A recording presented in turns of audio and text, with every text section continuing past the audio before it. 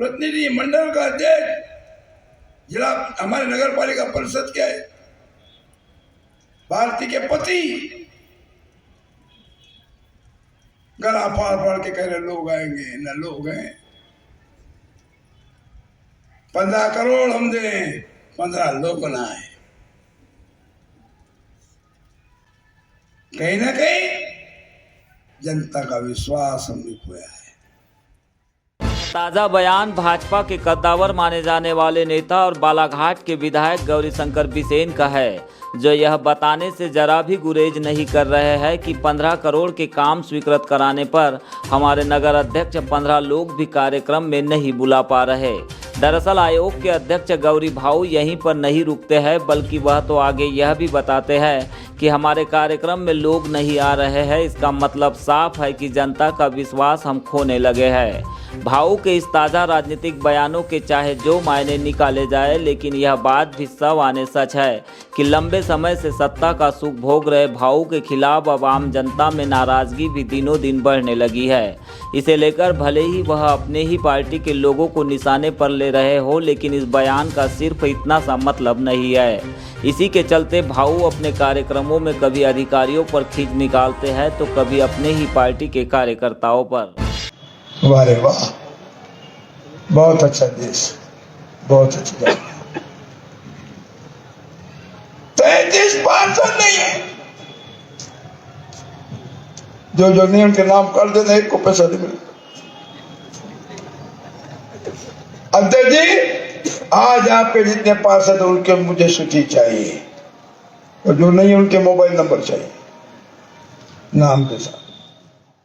गौरी भाऊ ने इस कार्यक्रम में आरटीओ अनिमेष गढ़पाले की भी जमकर खबर ली है। साथ में यह भी कहा है कि उनके ट्रांसफर के लिए पत्र भी लिखा जा चुका है। 3 बार माननीय कलेक्टर साहब को कहने के बाद और कलेक्टर साहब के 2 बार कहने के बाद बड़े मुश्किल से वो व्यक्ति वहां पे आया। 3:30 बजे आया। क्या उत्तर दूं मैं सुजीत को, कब आऊंगा? उन्होंने कहा जब तक समाधान नहीं होगा हम पोस्टमार्टम नहीं करेंगे। क्या ऐसे बस के ड्राइवर का लाइसेंस खत्म नहीं होना चाहिए? क्या ऐसे बस का परमिट नहीं खत्म होना चाहिए? क्या ऐसे लापरवाह आरटीओ को निलंबित नहीं किया जाना चाहिए?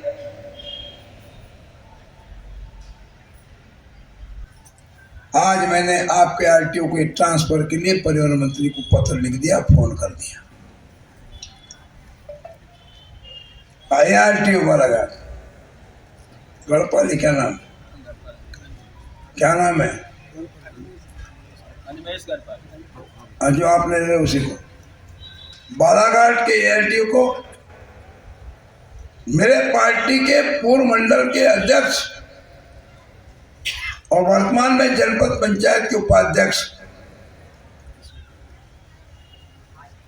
सम्मानीय किशोर पालीवाल, जिनके क्षेत्र में, जिनके जनपद पंचायत क्षेत्र में दुखद घटना हुई,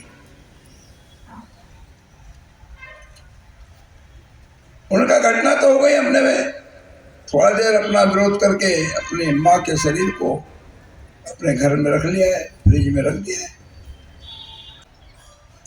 बालाघाट में, मैं कह सकता हूं मध्य प्रदेश में, तो मुझे बाकी तो नहीं मालूम, लेते कम से कम लाल बर्रा और बालाघाट नगर के मेरे विधानसभा क्षेत्र में 75% ट्रैक्टर ड्राइवरों के लाइसेंस नहीं है। वो 76 होगा लेकिन 74 नहीं होगा।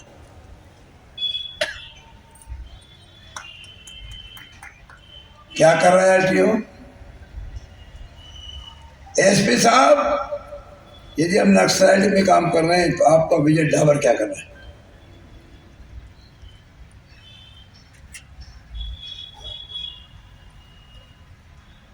चौक पे खड़े हो गए, पर्ची काटे, जेब गरम की, यही काम है।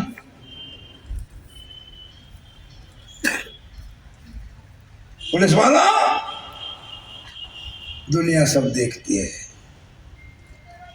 तुम्हारे वर्दी के कारण बोलती नहीं।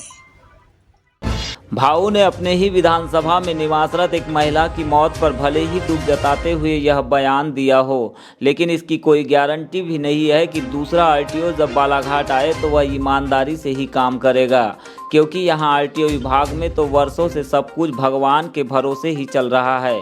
खराब और खटारा वाहनों की ना तो कभी चेकिंग होती है और ना ही कभी फिटनेस टेस्ट लिया जाता है। यहाँ पर तो सब कुछ दलालों के अनुसार और वाहन मालिकों से मिलने वाली ऊपरी कमाई से ही काम चलते आ रहा है, जहाँ आज तक कोई नेता भी कभी झांकने की कोशिश नहीं कर पाया है। ऐसे में भला अंदाज़ा ही लगाया जा सकता है कि भाऊ को इस घटना के बाद ही क्यों आरटीओ और पुलिस अधिकारियों की कार्यप्रणाली नागवार गुजरने लगी है, जबकि यह तो हमेशा की कहानी और परंपरा का ही हिस्सा है। जहां तक भ्रष्टाचार की बात है तो केवल जिला परिवहन कार्यालय तक ही सीमित नहीं है, बल्कि अन्य विभागों में भी यही हाल बना हुआ है, जो कि सरकारी तनख्वाह से कहीं अधिक बाहरी और ऊपरी कमाई के लिए ही काम करते आ रहे हैं, जिन्हें ना तो आम जनता की तकलीफों से कोई परेशानी है और ना ही कोई सरोकार है। फिलहाल गौरी भाऊ के इस बयान के बाद यह देखना होगा कि आरटीओ अनिमेष गढ़पाले का कब तक ट्रांसफर हो पाता है। वैसे तो गौरी भाऊ लगातार अपने बयानों की वजह से सुर्खियों में बने हुए हैं। कभी वे विपक्षी नेताओं पर हमलावर हो जाते हैं तो कभी अपने ही पार्टी के नेताओं को निशाने पर लेते आ रहे हैं, कभी अधिकारियों पर सरेआम आरोप लगाते हैं तो कभी कर्मचारियों की भी खबर ले लेते हैं।